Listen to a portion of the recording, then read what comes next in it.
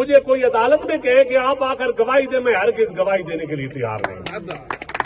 میں نہ کابینہ کا ممبر تھا، نہ میں کسی کے خلاف، سیاستدان کے خلاف میں گواہی نہیں دے سکتا۔ ہن سوشل میڈیا پہ ایک میں نے بیان پڑھا ہے ابھی کہ جی کسی ریفرنس میں ندیم افضل چند عمران خان کے خلاف گواہی دے گا، قادر ٹرسٹ جو کرپشن کا کیس چل رہا ہے۔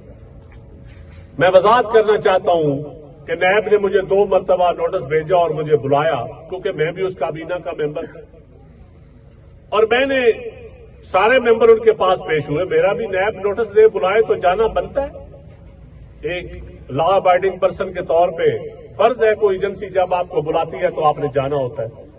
تو میں بھی گیا، جو کچھ اس کابینہ میں ہوا وہ میں نے ان کو بتا دیا۔ میں کوئی کیبنٹ کا ممبر، فیڈرل منسٹر